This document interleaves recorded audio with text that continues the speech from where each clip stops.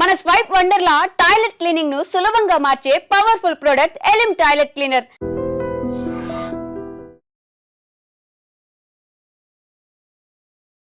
పెడతల్లా మేము వెళ్ళినాక ఇట్ట ఉండి ఇట్ట చేస్తే ఇట్ట ఇంకొక రకంగా ఇచ్చారు అంటే ఏమనుకుంటాము.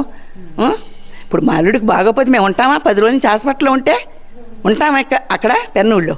ఇప్పుడు ఎక్కడికి తీసుకెళ్లారమ్మా? ఏమోనండి, ఆ హాస్పిటల్ పేరు మాకు తెలవదు. అందరు వెళ్ళిపోయారా? అంటే ఎవరెవరు వెళ్ళారు? ఎవరెల్లా మా మనవడు, మా మనవరాళ్ళు ఇద్దరు, మా అమ్మాయి, అంతే. వాళ్ళ ఫ్యామిలీ మెంబర్స్ వెళ్ళారు. అంతేనమ్మా. ఇంటికాడి నుంచి ఒక 6 నెలల నుంచి కూడా అమ్మ 6 నెలల నుంచి అమ్మ బాగోట్లేదు సార్కి, కొంచెం కిడ్నీది ఏదో సమస్య ఉంది అని అప్పుడు ఇచ్చాడు, అన్న ఇచ్చాడు, వాళ్ళ అన్నయ్య ఇచ్చాడు ఇదంతా. నేను చూస్తున్నా కదా అన్న. అంటే ఏం ప్రాబ్లం లేదా అసలు? లేదన్నారు. ఆయనకి కొంచెం టెన్షన్, ఆలోచన ఎక్కువ అవుద్ది కదా ఎమ్మెల్యే అంటే. రాత్రి కూడా మా చిన్న మనవరాలు చెప్పింది, నాన్న మాట్లాడుతూనే ఉండారమ్మ, ఫోన్ బాగుండారు, నేను పడుకోమంటున్నాను, పగలపు చేయనా మాట్లాడితేనని. ఇది గిట్టనాళ్ళు ఇవన్నీ పుకార్లు పుట్టించి ఆయన మీద ఎట్టు చెబుతున్నారు. అది అంతకన్నా ఏమీ లేదు. నేనమ్మా ఒకళ్ళు నేను నిజం చెబుతాను, ఒకళ్ళు అంటే పడిన ఒకళ్ళని అన్నా కూడా దేవుడు అనేవాడు ఉన్నాడు.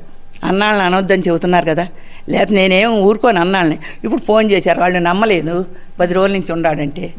మీ ఇష్టం, చిన్నబ్బాయి నమ్మినా నమ్మకపోయినా నేను నిజం చెబుతున్నాను నాకు, అంతే. ఇంకేం లేదమ్మా, ఇంతకన్నా ఎవరు వెళ్ళలేదు కూడా.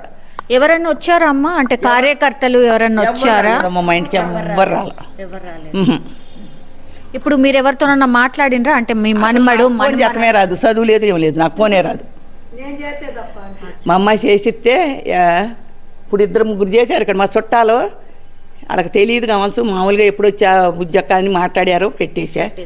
అంతే, ఏం లేదమ్మా. ఎందుకు అసలు మా ఇంటికి కూడా ఎవరు రాలేదు. అదే కళ్ళు తిరిగి పడిపోయారు కాబట్టి హాస్పిటల్కి ఏమన్నారంట, అమ్మ బీపీ డౌన్ అయిపోయి ఉంటుంది, అందుకని నేను కళ్ళు తిరిగినాయి, కళ్ళు తిరిగి మా కూతురుతోనే కళ్ళు తిరుగుతున్నాయమ్మ, నేను కూర్చుంటాను అన్నారంట. కూర్చుని ఆయన ఏం చేశారు, అమ్మ నాకు వాంతి వచ్చేటట్టు ఉంది అనేసరికి మా అమ్మాయి ఆ ప్లేటే పెట్టేసింది. ట్రేలోనే ఉంది, భోంచేయలే. ఆయన చెప్పిన కూరలు వండాను. ఇంత మట్టికి మేము ఆయనతో మాట్లాడి ఎరగము, ఎదురుబడి ఎరగనమ్మా. నేను 23 ఏళ్ళు అయింది. అంటే ఏం చెప్తున్నారంటే అమ్మా, ఇట్లా అంటే మొత్తం అంతా ఆయనకు సోయి కూడా లేకుండా పడిపోయినారు, అప్పుడు తీసుకెళ్లారు అనేది సోయి లేకపోతే నన్ను పైకి ఎందుకు వచ్చింది అని అంటారా? మీ అమ్మమ్మ ఎందుకు వచ్చింది? పైన ఆయన ఉంటారు. ఈ మెట్లు ఎక్కాలి 2 వరుసలు, 20 మెట్లు. ఇప్పుడు బాగోనాయన మెట్లు దిగి వస్తున్నారు, కూర్చుంటున్నారు ఇక్కడ. వస్తారా సార్ని కలవడానికని వస్తున్నారమ్మా చాలా మంది కార్యకర్తలు, వాళ్ళు వస్తూ ఉంటారా? ఇంటికి ఎవ్వరు రారు, ఆఫీసే. అవునా? అస్సలు రారా? ఆఫీసు ఎక్కడో కూడా నాకు తెలియదమ్మా. మేము ఎంతవరకు ఉండాలో అంతవరకే ఉంటాం, అంతేనమ్మా.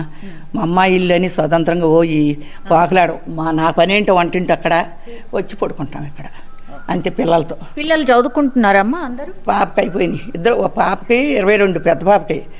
బాబుకి 19, చిన్న పాప లాయర్ చదువుతుంది. బాబు కూడా బిగినెస్ చదువుకుంటున్నారు, పెద్దాళ్ళే బిగినెస్ గురించి. ఆ పెద్దాళ్ళు ఇద్దరు, చిన్న పాప లాయర్ చదువుతుంది, 3వ సంవత్సరం. నేను అడుగుతానమ్మా ఏం చదువుతుందని, అమ్మమ్మ నీకు చదువు రాదు, ఇంగ్లీష్లో నీకేం తెలుసు చెబుతానికి అంటారు వాళ్ళు. అది ఎందుకు నాకు అబద్ధం ఆడాల్సిన పని లేదమ్మా. ఎందుకు ఇప్పుడు వాళ్ళు అడిగితేనే ఇందాక నుంచి కూర్చొని నేను బాధపడుతున్నాను. ఇట్ట అబద్ధం ఆడిస్తున్నారేంటి నన్ను? 10 రోజుల నుంచి హాస్పిటల్లో ఉంటుంటే బుజ్జి నువ్వు చెప్పలేదేంటి అంటున్నా. నేను బాగోపోతే ఉంటామమ్మా, మా అమ్మాయి ఫోన్ చేస్తుంది, ఎమ్మటే వచ్చేస్తాం. ఇప్పుడు 2 అమ్మాయిలే నాకు ఉంది, అబ్బాయిలు లేరు. అది బాగోపోతే మా అమ్మాయి చిట్టుకుని ఫోన్ చేస్తుంది. ఇప్పుడు కూర్చున్నాం, వాళ్ళు పని చేసి వెళ్ళిపోయారు, వాళ్ళకి కూడా ఏం తెలియదు. ఏం చెబుతాం దీనికి? ఇదే నన్ను నమ్మండి, నమ్మపోండి, నేను అబద్ధం చెప్పటలేదు. చిన్నబ్బాయి నా సంగతి తెలుసు. ఇచ్చేవాళ్ళు టీవీలకు అట్లా ఇచ్చారు, 10 రోజుల నుంచి ఉంటున్నాడని.